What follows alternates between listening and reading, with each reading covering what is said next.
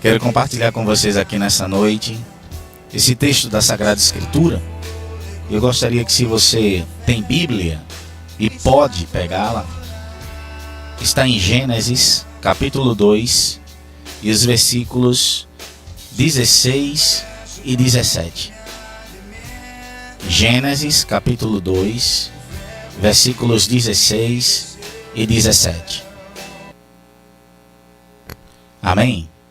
Vamos lá? Gênesis capítulo 2, versículos 16 e 17. Diz assim a palavra de Deus: E o Senhor Deus ordenou ao homem: coma livremente de qualquer árvore do jardim, mas não coma da árvore do conhecimento do bem e do mal, porque no dia em que dela comer, certamente você morrerá.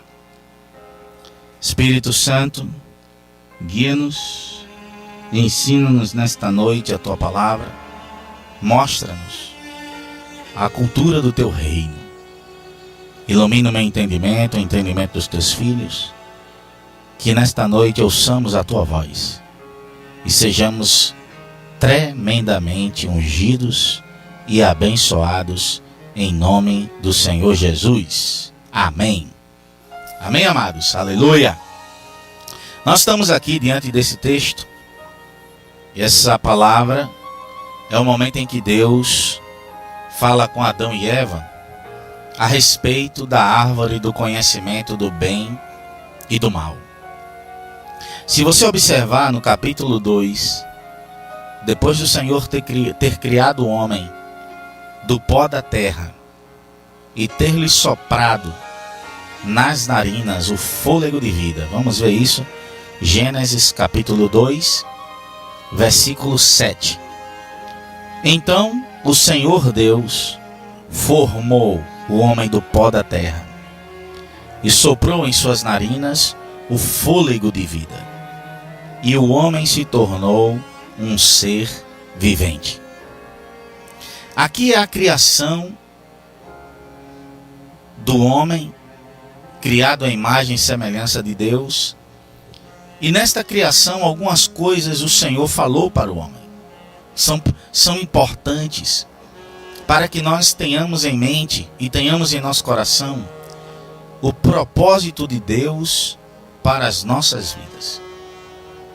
Quando Deus criou Adão, Deus criou com um propósito. Quando Deus cria Eva da costela de Adão, Deus a cria também com propósito. Porque o nosso Deus opera. Ele nunca deixa de operar sinais, prodígios e maravilhas. Mas para ele o mais importante que um sinal é o propósito. Então, quando Deus criou Adão, criou com um propósito, e Eva também. E há algumas palavras aqui que nós temos que compreender. Por exemplo, no momento da criação do homem, domine ele sobre os peixes do mar, sobre as aves dos céus, sobre as aves do céu, sobre os grandes animais de toda a terra, e sobre todos os pequenos animais que se movem rente ao chão. Versículo 27. Criou Deus o homem à sua imagem, a imagem de Deus o criou, homem e mulher os criou. Deus os criou, Deus os abençoou e lhes disse: sejam férteis e multipliquem-se, encham e subjuguem a terra, dominem sobre os peixes do mar, sobre as aves do céu e sobre todos os animais que se movem pela terra. Versículo 29. Disse Deus: eis que lhes dou todas as plantas que nascem em toda a terra e produzem sementes, e todas as árvores que dão frutos com sementes. Elas servirão de alimento para vocês. E dou todos os vegetais como alimento a tudo que tem em si fôlego de vida, a todos os grandes animais da terra e a todas as aves do céu e a todas as criaturas que se movem rente ao chão. E assim foi. Então aqui nós temos que compreender o que Deus queria. Deus queria que o homem colocasse em prática o seu plano, colocasse em ação o seu plano. Por quê? Porque o homem é o representante de Deus na terra. Deus o criou à sua imagem e à sua semelhança. Deus o criou à sua imagem e à sua semelhança. Então o homem tinha que refletir essa imagem, o homem tinha que refletir essa semelhança. Porque aqui é o início do reino de Deus na terra. E o reino de Deus inicia na terra através de Adão e Eva. Quando Deus os criou, em primeiro lugar a Bíblia diz que Deus, antes de fazê-los, disse assim: façamos o homem à nossa imagem, conforme a nossa semelhança. Então Deus decidiu fazer o homem à sua imagem e à sua semelhança, para que o homem fosse o espelho de Deus na terra. Quando Deus decide fazer o homem, Deus diz qual será a missão do homem. Versículo 26 ainda, a Bíblia diz: domine ele sobre os peixes do mar, sobre as aves do céu, sobre os grandes animais de toda a terra, e sobre todos os pequenos animais que se movem rente ao chão. Então, quando Deus criou o homem, Deus criou o homem para exercer o princípio do governo. O homem, como representante do reino de Deus na terra, ele deveria exercer o princípio do governo. Deus deu isso para o homem, foi entregue para o homem. O homem deveria viver uma vida de obediência, exercendo o princípio do governo. A Bíblia diz que Deus criou o homem, a sua imagem o criou, o homem e mulher os criou, versículo 27. E o segundo ato de Deus ao criar o homem, porque o propósito era que o homem dominasse. Deus criou o homem. Então Deus criou para que o homem governasse, para que o reino de Deus pudesse ser visto na vida do homem, através do homem. E depois então Deus abençoou o homem. Deus os abençoou, está escrito em Gênesis capítulo 1, versículo 28. E quando nós vemos Deus criando o homem à sua imagem e sua semelhança, e Deus abençoando o homem, nós vemos novamente a ideia que Deus tinha para o homem. Ele lhes disse: sejam férteis e multipliquem-se. Então aqui nós temos uma outra ordem: sejam férteis, em outras palavras, deem fruto. A infertilidade não é de Deus, seja ela em qualquer área da nossa vida, porque o reino de Deus é vida. Onde o reino de Deus entrar, naturalmente haverá crescimento, naturalmente haverá avanços, naturalmente haverá prosperidade, naturalmente vai crescer, porque está aí o reino de Deus para isso, para que cresça, para que se prospere, para que onde você coloca a sua mão prospera, para que onde você pisa torne-se terra de sua possessão. Deus criou o homem e disse: sejam férteis. Deus criou o homem e disse: multipliquem-se.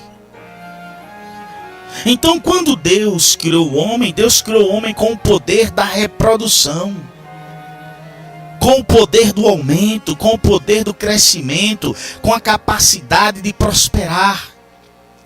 Porque se Deus criou o homem à sua imagem e sua semelhança, a natureza de Deus está intrínseca no homem, está inserida no homem. Inserida. E o homem pode desfrutar dessa natureza e viver a abundância de Deus. A nossa abundância não começa do lado de fora, começa dentro de nós. Quanto mais nós temos do Senhor, mais manifesta-se do lado de fora. Então Deus disse: sejam férteis e multipliquem-se. Deus continuou dizendo: encham e subjuguem a terra. Então Deus agora diz a eles: olha, frutifiquem e dominem a terra. Encher a terra e subjugá-la significa multiplicar-se. No caso de Adão e Eva, terem filhos. No caso de subjugar a terra, exercer domínio, governo. Por isso que o Senhor vai dizer que eles deveriam dominar sobre os peixes do mar, sobre as aves do céu e sobre todos os animais que se movem pela terra. Por isso que o Senhor vai dizer: disse Deus, eis que lhes dou para o qual eles nasceram, o plano para o qual eles vieram ao mundo. Eles começaram a ouvir de Deus qual era o propósito para a vida deles. Qual era o plano que o Senhor tinha com eles. E esse plano era o plano do reino de Deus. Na cultura do reino de Deus, que exigia que eles obedecessem à vontade de Deus. Quando Deus cria o homem, o abençoa, lhe dá ordens: encham, sejam férteis, subjuguem, dominem, exerçam governo. Essa foi a ordem: exerçam governo. E nessa cultura do reino de Deus, Deus vem e coloca um limite. Deus vem e põe um limite, para que o homem não vá e faça o que quer. E aí Deus disse a Adão e a Eva, versículo 16 de Gênesis 2: e o Senhor Deus ordenou ao homem. Aqui nós podemos observar que o reino de Deus é um reino organizado. O reino de Deus deu uma ordem para Adão e Eva. E qual foi a ordem? Quando a Bíblia fala que foi dada uma ordem, a Bíblia está falando que veio um limite. Não veio uma direção. Uma ordem é um limite. E a ordem é algo que você tem que fazer. Você deve exercer, colocar em prática. E aí o Senhor Deus disse para Adão e Eva, deu a ordem: coma livremente de qualquer árvore do jardim. Então aqui é o jardim do Éden, você pode comer livre, se alimente, sacie sua fome, não é? Desfrutem de tudo que há no jardim, de toda árvore, de qualquer árvore, perdão, não de toda, de qualquer árvore do jardim. Primeira ordem: coma de qualquer árvore do jardim. Então Adão tinha aqui o que nós chamamos de livre arbítrio. Ele podia comer da árvore que produz manga, ele podia comer da árvore que produz maçã, ele poderia comer da raiz que produz a macaxeira, o inhame, a batata doce. Mas aí vem uma segunda ordem. Essa segunda ordem diz assim: mas não coma da árvore do conhecimento do bem e do mal, porque no dia em que dela comer, certamente você morrerá. Aqui Deus está dando um alerta tremendo para Adão e Eva. Porque o reino de Deus é vida. A essência do reino de Deus é vida. Não existe morte no reino de Deus. Quando você lê Apocalipse, você vê que no céu não existe dor, não há ranger de dentes e nem há lágrimas, não há choro lá. Não tem noite, não há trevas. É alegria, é gozo, é paz, porque a fonte é o Cordeiro e o Cordeiro é Jesus. Então a essência do reino de Deus é vida. Por isso que o Senhor Jesus, em João capítulo 10, versículo 10, parte B, disse: eu vim para que tenham vida e vida em abundância. Na carta de Paulo aos Efésios, nós lemos tremenda palavra, quando o Espírito Santo diz assim, Efésios 2, primeiro versículo: ele vos deu vida, quando vocês estavam mortos em suas transgressões e pecados. Então o Espírito Santo, está dizendo assim: ele vos deu vida. Por quê? Porque o reino de Deus, a essência dele, o reino de Deus, a sua essência é a vida. E quando você tem contato com a vida de Deus, quando você desfruta da vida de Deus, você é cheio de vida, porque o que ele compartilha comigo e com você é a sua própria natureza. Segunda carta de Pedro,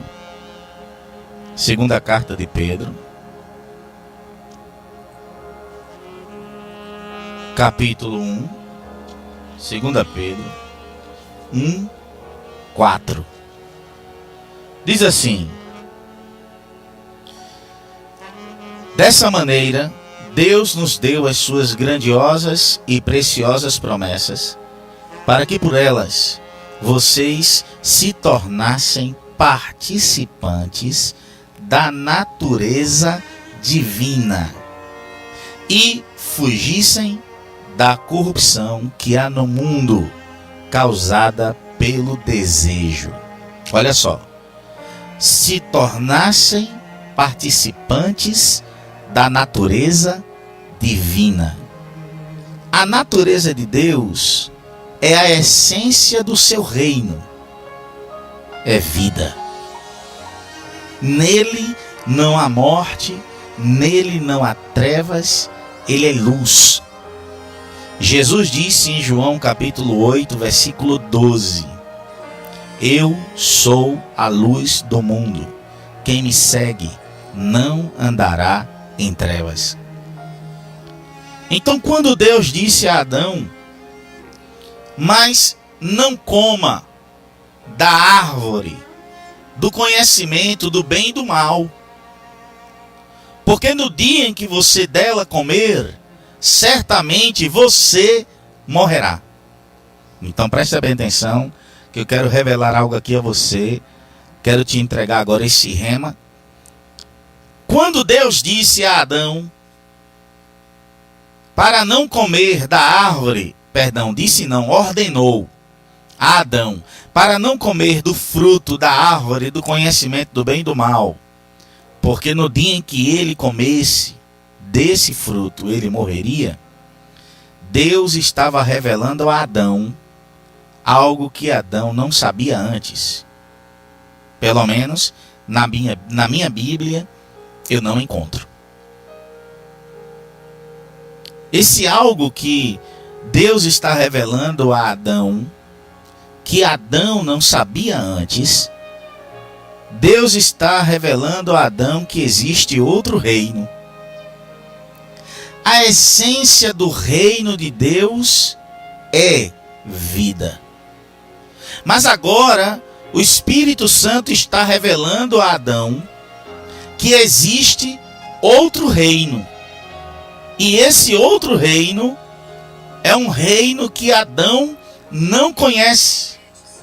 Adão não conhece esse reino, porque até então Adão foi gerado, criado à imagem de Deus e à semelhança de Deus. Mesmo tendo sido tecido, criado do pó da terra, Deus soprou em Adão, em suas narinas, o fôlego de vida.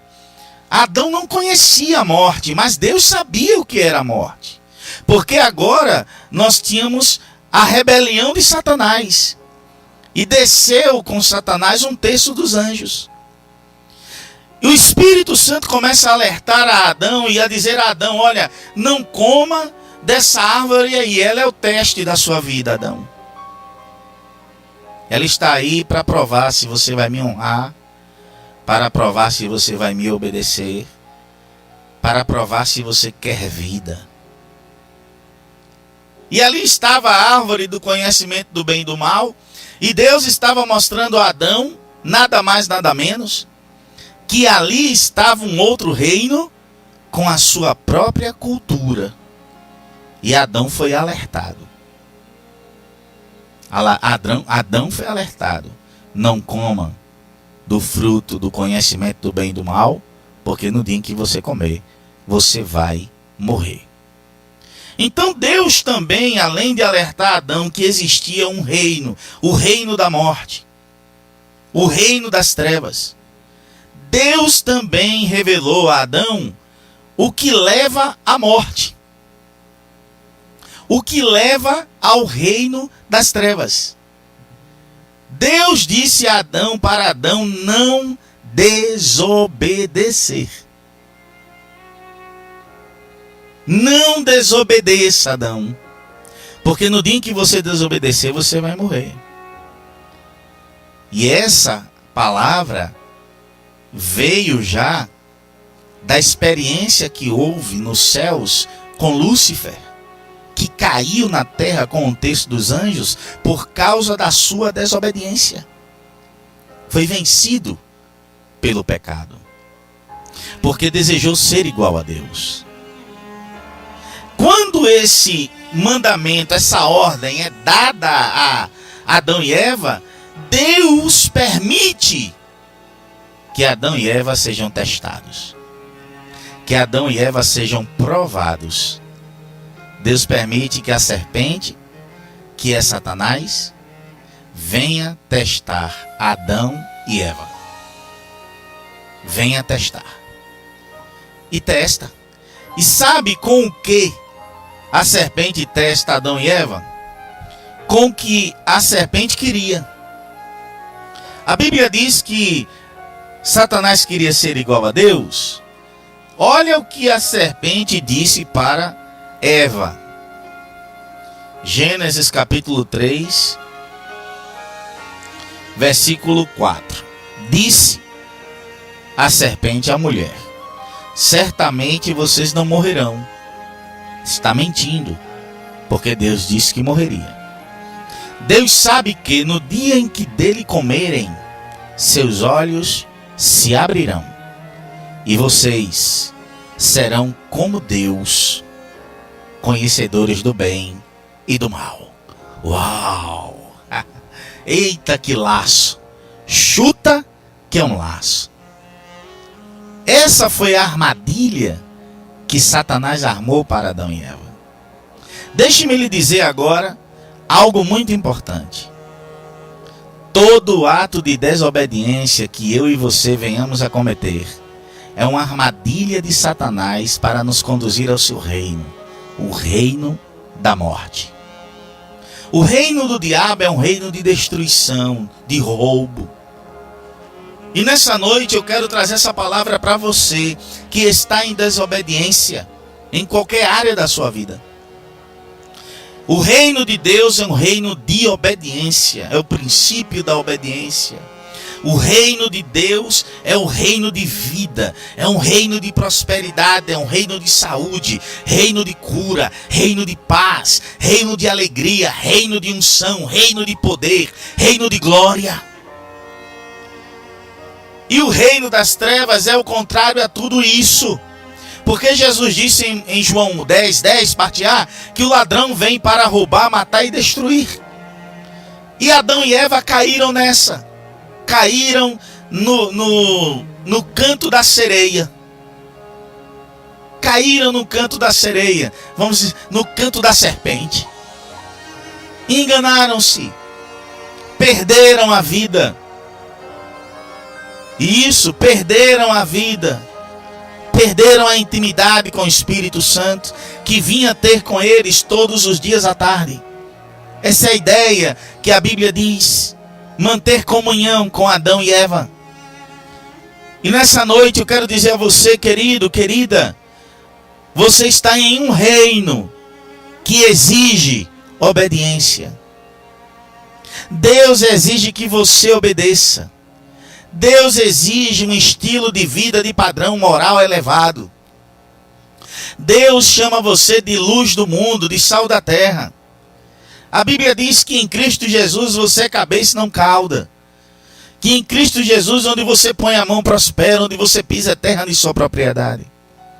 Por isso você não pode se acostumar ao mundo, você não pode se acostumar à cultura do mundo, à cultura do reino das trevas. O reino de Deus é um reino de exigências. E a primeira exigência é que você o ame, porque quem ama, obedece. Olha o que Jesus disse em João capítulo 14, versículos 21 e 23. João capítulo 14, versículos 21 e 23. Jesus disse assim: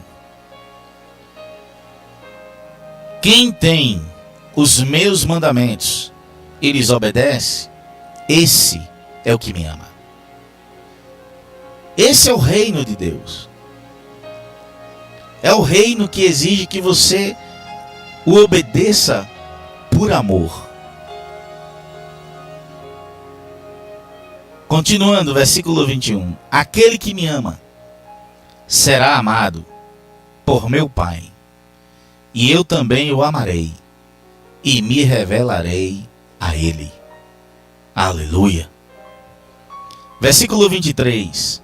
Respondeu Jesus: se alguém me ama, obedecerá a minha palavra. Meu Pai o amará. Nós viremos a ele e faremos nele morada.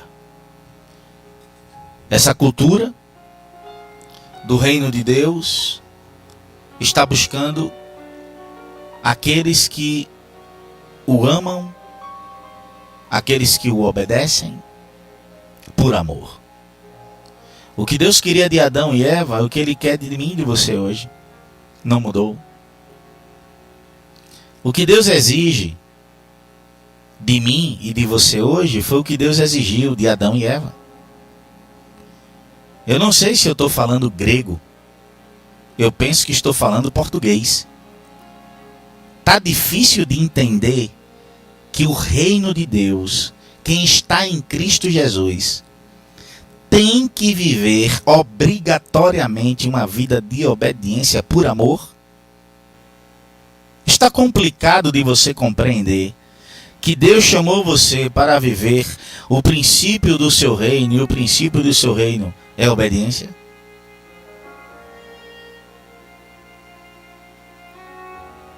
Ele te chamou para viver o melhor do reino. Ele quer te abençoar com o melhor do reino.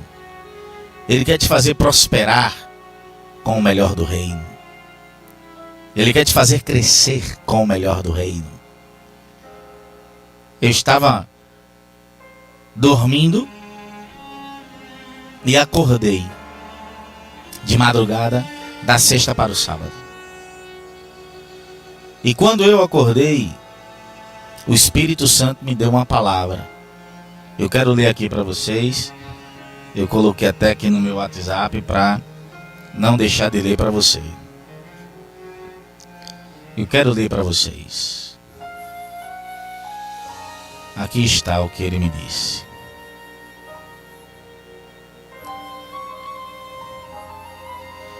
A desobediência leva à morte.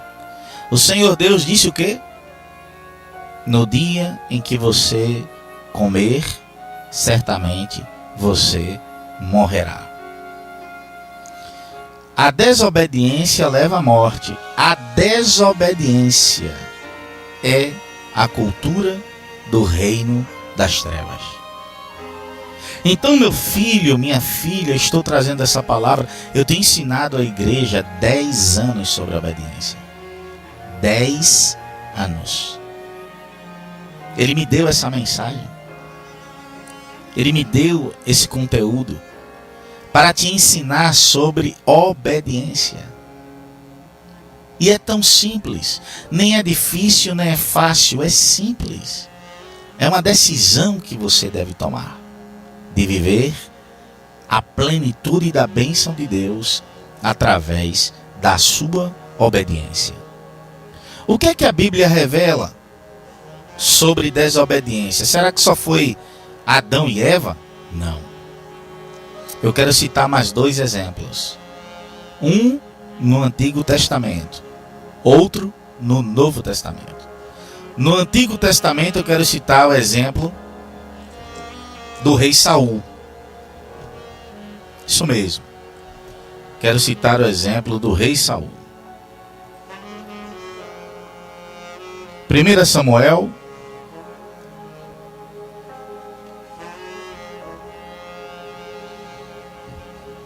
vamos lá, 1 Samuel,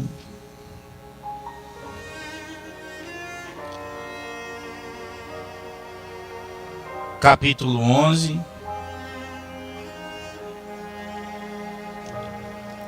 capítulo 12 e capítulo 13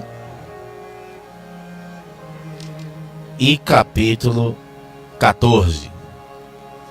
Leiamos, também você pode ler o capítulo 15. 2 oportunidades o rei Saul desobedeceu a Deus. A primeira, quando Jonatas ataca os filisteus, Samuel iria se encontrar com Saul, o profeta Samuel, e, entre aspas, Samuel se demorou. Samuel não se demorou. Samuel chegou na hora. Saul, com medo dos filisteus, decide oferecer sacrifícios ao Senhor para que o Senhor o liberte dos seus inimigos. Na hora em que ele vai oferecer os sacrifícios, Samuel chega. E olha que coisa tremenda, impressionante. Na hora que Samuel chegou, Saul estava nada mais, nada menos oferecendo. Diz a Bíblia, em 1 Samuel, capítulo 14, versículo 20. Na mesma hora, Saul e todos os soldados se reuniram e foram para a batalha e encontraram os filisteus em total confusão, ferindo uns aos outros, por causa do sacrifício. De outra forma, Saul pecou, porque Deus mandou que ele destruísse aos amalequitas. Ele entra, ele luta contra os amalequitas, ele vence os amalequitas, ele vence o rei Agag, mas ele preserva a vida do rei Agag quando Deus disse a ele que ele tinha que matar todos do reino dos amalequitas. Deus disse a ele que os despojos, ou seja, a riqueza do povo dos amalequitas, não deveriam ser tomado como riqueza pelos soldados, tampouco por Saul. Ele guarda a riqueza. Deus o rejeitou como rei. No Novo Testamento, um exemplo só, Judas Iscariotes. Judas Iscariotes traiu a Jesus. Esse princípio da desobediência, o princípio do reino das trevas, entrou na vida de Saul e entrou na vida de Judas. E esse não é o princípio que Deus tem para mim e para você. O princípio que Deus tem para mim e para você é o princípio que rege o seu reino. É o princípio do amor, da obediência por amor. Jesus disse: aquele que tem a minha palavra e a obedece, esse é o que me ama. Ame a Jesus. Ame mais. E você diz: mas bispo, como eu posso provar que amo ao Senhor? Orando,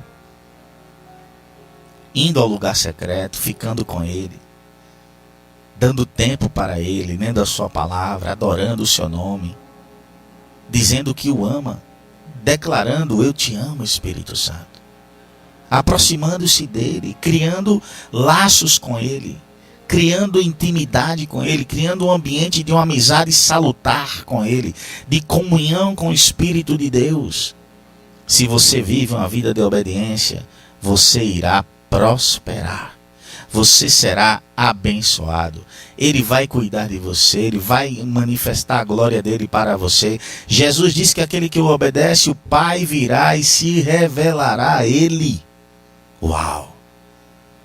Deus nos chamou para vivermos essa realidade do seu reino, o reino de Deus, o reino da obediência, o reino do amor, era de milagres, sinais, prodígios e maravilhas. O reino de Deus é o reino que traz transformação, transforma uma vida, transforma uma família, transforma um ministério, transforma uma vizinhança, transforma uma cidade, transforma uma nação. Quando o reino de Deus entra, há transformações. Quando você vê em Atos dos Apóstolos, por onde os discípulos foram em obediência, cheios do Espírito Santo, houve mudanças, houve restauração, houve transformação, houve libertação, houve cura, houve prosperidade, por onde os discípulos entravam levando a mensagem do reino de Deus. Por obediência, eles só levaram a vida, a abundância, a prosperidade, em nome do Senhor Jesus. E eu quero, em nome de Jesus, nessa noite te convocar, querido, e dizer a você: não deixa a cultura do reino das trevas te dominar. Não deixa a cultura do reino das trevas exercer a autoridade sobre sua vida.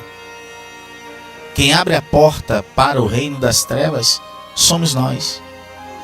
E sabe qual é a porta? Sabe qual é a chave que abre essa porta? A desobediência. Trate de fechar as brechas.